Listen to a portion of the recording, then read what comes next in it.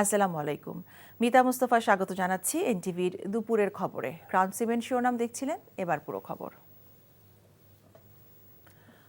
পতিত আওয়ামী লীগ সরকারের দোসররাই দেশকে অস্থিতিশীল করার ষড়যন্ত্র করছে বলে অভিযোগ করেছেন ঢাকা বিশ্ববিদ্যালয়ের শিক্ষকদের সংগঠন সাদা দল। সাম্প্রতিক সময়ের নারী নির্যাতন এবং নারীর প্রতি অবমাননাকর ঘটনার দৃষ্টান্তমূলক শাস্তিও দাবি করেছেন তারা। আইনশৃঙ্খলা পরিস্থিতির অবনতির প্রতিবাদে মানববন্ধন কর্মসূচিতে এসব দাবি জানান ঢাকা বিশ্ববিদ্যালয়ের শিক্ষকদের এই সংগঠন। নাজিবুর রহমানের রিপোর্ট। ঢাকা বিশ্ববিদ্যালয়ের কলা অনুষদ ভবনের সামনে ঐতিহাসিক অপরাজেয় বাংলাদেশের পাদদেশে মানববন্ধন কর্মসূচি পালন করে ঢাকা বিশ্ববিদ্যালয়ের বিএনপিপন্থী শিক্ষকদের সংগঠন সাদা দল। দেশের আইন শৃঙ্খলা পরিস্থিতির অবনতি ও নারীর প্রতি অবমাননার প্রতিবাদে এ মানববন্ধনে নারী নির্যাতনকারীদের সর্বোচ্চ শাস্তির দাবি জানান শিক্ষকরা। এই দুষ্কৃতকারীদের সবার বিচার অনতিবিলম্বে বাংলাদেশে করতে হবে, দৃষ্টান্তমূলক শাস্তি দিতে হবে। আর 14 অভ্যুত্থানে আমাদের মেয়েরা সবার আগে রাজপথে নেমে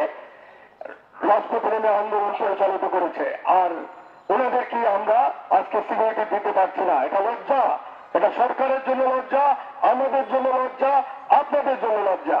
ক্ষমতাচ্যুত প্রধানমন্ত্রী শেখ হাসিনা ও তার নেতাকর্মীরা বিদেশে বসে পরিকল্পিতভাবে দেশের শান্তি বিনষ্ট করছে বলে অভিযোগ করেন সাদা দলের শিক্ষকরা।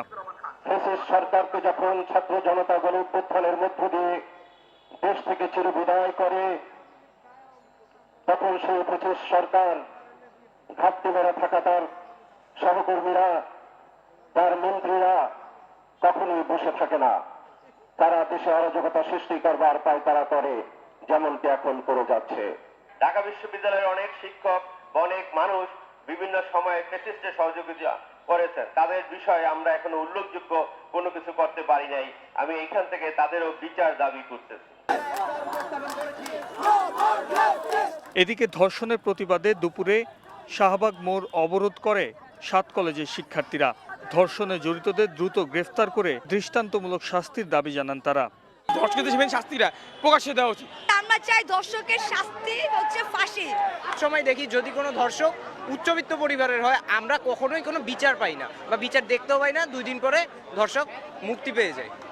তো সেগুলো নির্মূলের দাবিতে আমরা আজকে এদিকে অবস্থান করি। এদিন ঢাকা বিশ্ববিদ্যালয় এলাকায় বিক্ষোভ মিছিল ও সমাবেশ করেছে শিক্ষার্থীরা। Najibur Rahman, NTV news, Dhaka. এই ঈদে জামা জুতো অ্যাক্সেসরিজের ডিসকাউন্ট। রাস্তা অবরোধের খবর জানতে আমরা এখন যাচ্ছি শাহবাগে। সেখানে আছেন আমাদের সহকর্মী নাজিবুর রহমান। নাজিব, রাস্তা অবরোধ বা কর্মসূচির সবশেষ কি খবর আছে আপনার কাছে?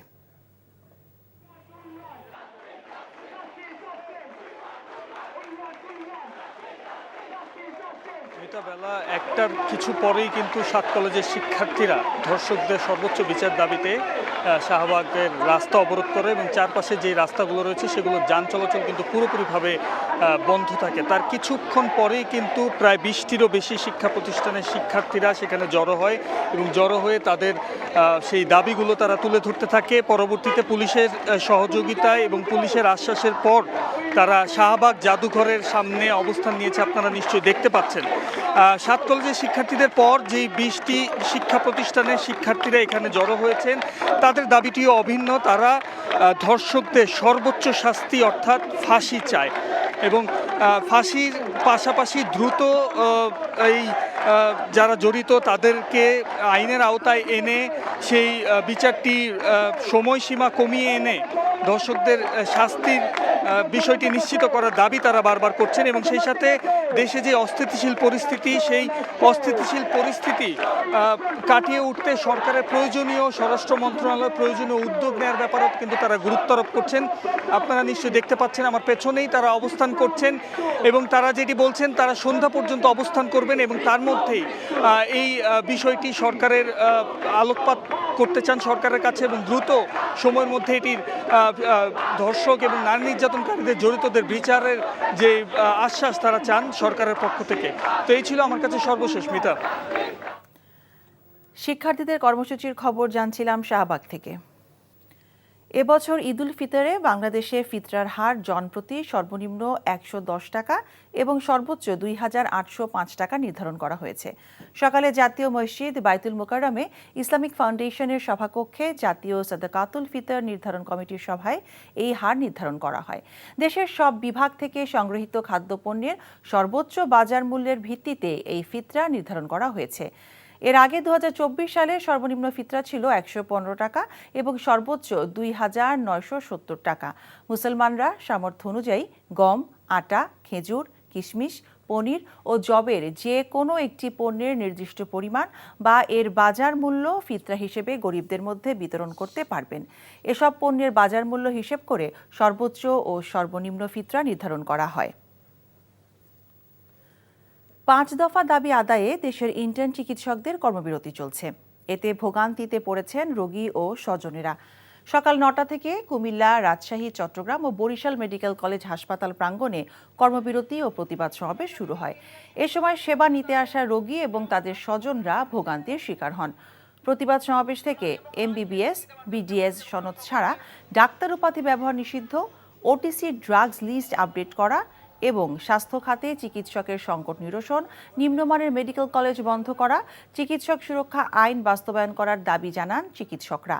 এসব দাবি বাস্তবায়ন না হলে পরবর্তীতে নতুন কর্মসূচি দেওয়ার হুঁশিয়ারিও দেন তারা।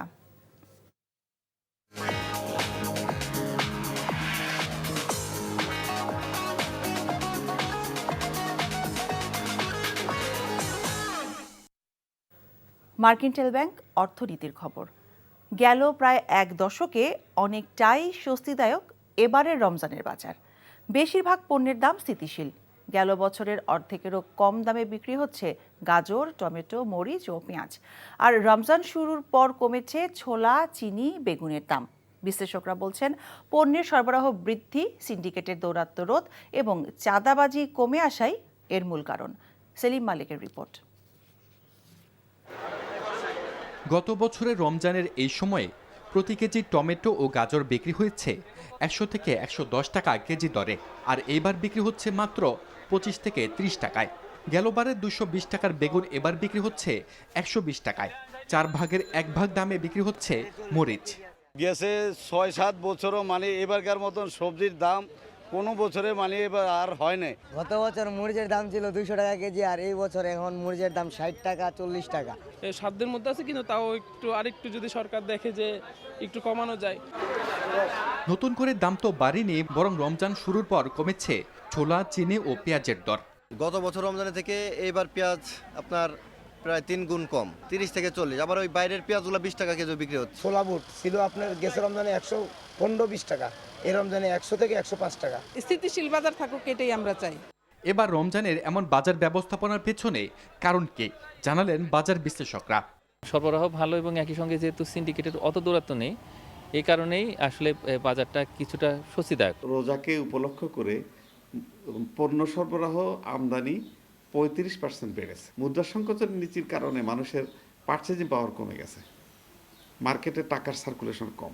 রাজধানীতে রমজানের বাজার বেশ স্বস্তিদায়ক হলেও কৃষককে পণ্যের ন্যায্য মূল্য পাচ্ছে। বগুড়া ও টাঙ্গাইলের চাষিরা জানান, এবার খুব বেশি লাভ না হলেও ক্ষতি হয়নি। যেটুকু দাম পাচ্ছি আরো বেশি পাওয়া গেল না, তারপরেও আল্লাহর রহমতে আমাদের কিছু থাকবে, লাভবান হব। এক বস্তা লেবু ১১০ কেজি ১০,০০০ টাকা বিক্রি হইতেছে, এখন ১১,০০০ টাকা বিক্রি হইতেছে। বাজার বিশ্লেষকরা বলছেন, পণ্যের ন্যায্য মূল্য নিশ্চিতে কৃষক ও ভোক্তার মাঝে দূরত্ব কমাতে হবে। কৃষক এবং কনজিউমারের মাঝখানে যে দূরত্ব আছে এটাকে কমিয়ে এনে, যে স্টেপগুলো আছে সেগুলোকে কমিয়ে এনে কাছাকাছি যদি করা যায়, তাহলে বিক্রয় মূল্যের সঠিক অংশ, যে অংশ পাওয়ার যোগ্য কৃষক, সেটুকু কৃষক পাবে। বড় যে সমস্ত সিটি আছে সেই শহরগুলোর এন্ট্রি পয়েন্ট এবং মাঝামাঝি জায়গাগুলোতে এই কৃষকদের বাজারের এটা যে ধারণা সেটাকে চালু করতে হবে। ঢাকা শহরে কিন্তু আছে, কিন্তু আমরা এটার কোনো খবর জানি না। রমজানের পাশাপাশি সারা বছরের জন্য একটি টেকসই বাজার ব্যবস্থাপনা গড়ে তুলতে বীজ ও সারে ভর্তুকি এবং বাজার মনিটরিং জোরদার রাখার তাগিদ বাজার বিশ্লেষকদের। সেলিম মালিক, এনটিভি নিউজ, ঢাকা। এই ছিল দুপুরের খবরে। এই খবরের ভিডিও সহ আপডেট জানতে ভিজিট করুন এনটিভি অনলাইন www.ntvbd.com। এছাড়াও এনটিভি জনপ্রিয় সব অনুষ্ঠান ও খবরের আপডেট জানতে ভিজিট করুন আমাদের ইউটিউব ও ভেরিফাইড ফেসবুক পেজ। সবাইকে ধন্যবাদ।